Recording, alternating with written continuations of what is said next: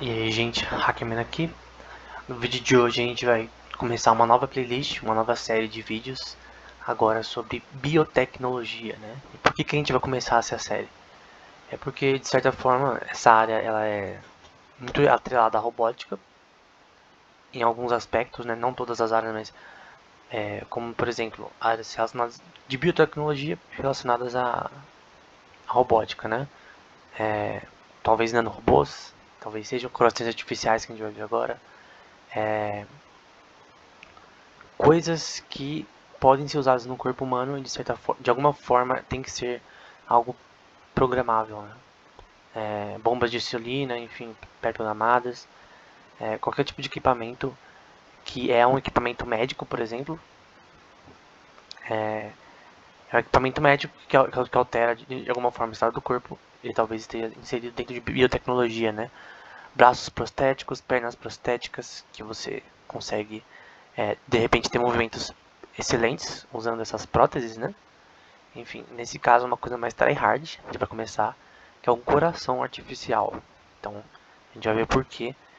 Mas, em resumo, basicamente o coração artificial ele é usado para pessoas que têm problema de coração grave, como insuficiência cardíaca, ou qualquer tipo de dano que seja nível alto, tá? De danos no coração. Não é tipo alguém que tá com dores no coração, não.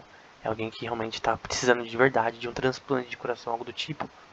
E é normalmente usado de forma temporária, né? Então vamos supor que alguém está na espera de doação de um coração, né? Então, e ela não pode esperar muito tempo. O coração dela não vai aguentar. Vamos supor que o coração dela vai aguentar 3 meses. Então, esse sistema, ele pode fazer ela aguentar mais tempo. A gente vai ver que tem dois tipos, né? O que é total, né? Que é basicamente como se fosse duas bombas que conseguem impulsionar o sangue, o sangue venoso e o sangue arterial.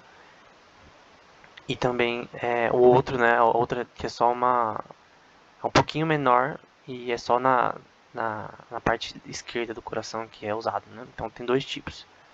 Então vamos lá, né? Então normalmente a gente faz atividades físicas, a gente corre, pula, joga futebol, natação, vôlei. E todas essas atividades elas requerem uma força do coração bem grande, né? Então, obviamente, as pessoas que têm problemas cardíacos não podem fazer essas atividades corretamente. E como que funciona essa questão do... Como que funciona na prática você criar um coração artificial, né? Obviamente, ele é baseado na estrutura que o coração tem, embora não pareça na parte prática, né? Porque você vai ver que é um pouco diferente. Mas ele faz algumas coisas específicas que o coração deve fazer. Nesse caso, a gente tem ali, por exemplo, algo que você tem que lembrar, que o coração é dividido em duas partes, né? O ventrículo esquerdo e direito, um relacionado ao sangue venoso, o sangue venoso é sem oxigênio, e o sangue arterial, que é com oxigênio, né? Que o coração bombeia o sangue para os pulmões, e os pulmões que obviamente contêm o seu oxigênio, eles transformam esse sangue em arterial, né? E os dois eles percorrem o corpo juntos, como eu vou mostrar em outra imagem. Tem a válvula pulmonar, ali que é importante para a gente saber. A aorta também, que provavelmente você já deve conhecer. Então, lembra que a parte roxa, né, é relacionada à parte venosa e a parte mais para vermelho é a arterial. Então, essencialmente, a arterial tem oxigênio, né? Então, é um sangue com oxigênio junto. E até a cor muda, também diferente. Na parte prática, né? Essa imagem bem de um livro bem antigo, lá de 1900, mais ou menos, mostrando essa questão. Mostrando aí o sangue arterial na parte da direita e na esquerda o sangue venoso, né? Então isso daí corre por todo o sistema circulatório do corpo humano, né? Pra quem vê Naruto sabe como funciona o sistema circulatório, né? Quando explica o chakra, mostra o corpo humano com aquelas o sistema assim arterial, né, entre aspas. Mas enfim, basicamente é esses dois que vão ser importantes que você entenda, né? E na prática, né, o sangue arterial ali embaixo e o venoso em cima, né? Um sem oxigênio, que é o venoso, e o arterial com oxigênio, que é o de baixo. E esse é um exemplo de uma imagem de raio-x de uma mulher de 28 anos que tem, né, hipertensão crônica, né? Então, no caso, nesse exato momento em que foi tirado o raio-x, e no ventrículo esquerdo, né, ela vai ter um problema aí de insuficiência cardíaca, né? Então, o que normalmente pode ser, a gente vai ver mais pra frente, né, na pressão arterial, né, pode ser também essa questão dos vasos sanguíneos meio que tiverem meio que comprimidos, né? Tem uma estrutura específica que a gente vai ver uma proteína específica que faz a pressão aumentar por causa disso, né? Que meio que deixa a pressão arterial alta por causa que o, fica meio que comprimido o sangue nesse sentido. Eu vou mostrar mais pra frente. Mas basicamente esse não é o caso, né? Então, no caso de hipertensão crônica. E esse problema de doenças de coração talvez seja um dos maiores atualmente no mundo, porque a maioria das pessoas que a maioria das causas, né, é devido a doenças respiratórias ou nesse caso de coração. Aqui pelo CDC, né, pelo Centro de Controle de Doenças, nesse caso dos Estados Unidos. E aqui mostrando nos Estados Unidos, 2014 a 2016, né, de adultos de mais de 35 anos, né, o índice, né, na questão de pessoas que tiveram, de alguma forma, um tipo de falha no coração, né? Doença relacionada ao coração. Para ver que mais ali na área do sul, né? O sul pro sudeste aí dos Estados Unidos que tem mais essa questão. E aqui agora uma coisa mais mundial, né? Da WHO, ou Organização Mundial da Saúde, né? Como fica em português? OMS, né? OMS, Organização Mundial da Saúde. É difícil pensar em inglês para português. Que vai falar sobre doenças cardiovasculares, né? E eles vão falar algumas coisas que são usadas em pacientes com doenças cardiovasculares, os principais, os mais conhecidos.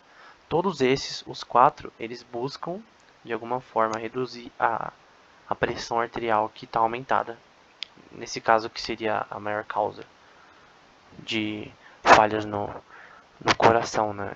Tipo, a pressão tá alta e aí, nesse caso, começa a dar falha, né?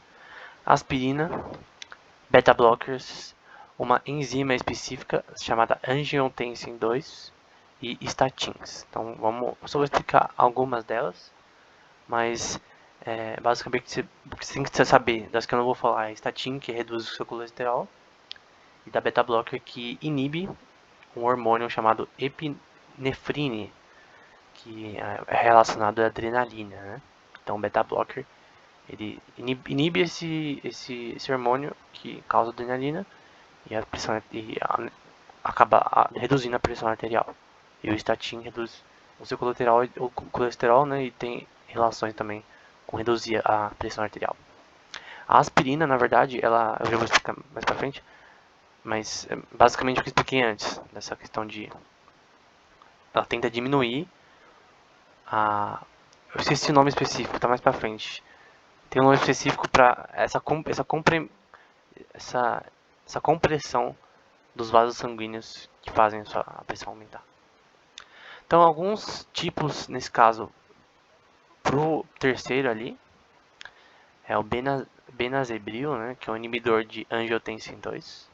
Então, nesse caso, o angiotensin é uma proteína específica que ela meio que faz essa questão de diminuir os vasos sanguíneos, no caso, né? Ela pode fazer isso. E aí você meio que inibe. O inibidor de uma proteína, ela basicamente faz ela diminuir o efeito. Não faz ela sumir, mas diminui o efeito, né? Por exemplo, um inibidor de dopamina, o que faz? Diminui a dopamina no cérebro, no caso. Então, com inibidores. Por isso que dizer que é uma área importante biomédica, né? De achar inibidores para cada proteína específica que causa um dano no ser humano. Captopril também, enalapril e rapamypril, né? São alguns medicamentos que normalmente são relacionados a isso, né? Então eles reduzem a pressão arterial, embora aqui são só alguns exemplos, tá? Não é que alguém deve tomar isso daí, não. Tem que ter auxílio médico para isso. Então, nesse caso, a proteína angiotensin 2 ela faz essa coisa chamada vasoconstrição, que basicamente reduz as seções arteriais, né? Então, tá vendo essa parte E? Ela reduz esse espaço, né? Faz ele ficar comprimido. Aí com menos. Imagina que você tem tipo uma mangueira. E aí tá passando água. Vamos supor que eu feche ela dos dois lados e eu tenha uma bomba que esteja empurrando a água nessa mangueira. Se eu diminuo o volume que é comportado nessa mangueira, né? Então o rádio aqui relacionado a essa mangueira, se eu diminuir ele, né? Ela começa a, obviamente, ter mais pressão, a água começa a ter mais pressão. E se você fechou a mangueira dos dois lados com a bomba no meio, né? Passando água, por exemplo, vamos supor que tem uma terceira mangueira enviando água para frente, a pressão vai aumentar ao ponto de fazer a ruptura, né, das duas partes laterais da mangueira. Então é só um exemplo, né, de como funciona, né? Então esse aqui é um exemplo, né, de comida, né? Então é uma das causas relacionadas à pressão alta. Comer muito, não fazer exercícios, enfim, as coisas padrões aí que são relacionadas a uma pessoa saudável, né? Então, essa é uma das causas relacionadas a isso. Mas não somente, né, obviamente. Outras coisas como relações genéticas que não vão ser citadas aqui, entre outros fatores, tanto do ambiente da pessoa quanto genéticos podem também levar a doenças cardíacas. Enfim, no próximo vídeo a gente vai falar sobre o SynCardia e sobre o coração artificial em si. Por enquanto a gente só deu um resumo que é meio que uma mini preparação para o que a gente vai ver agora. Então é isso, até o próximo vídeo.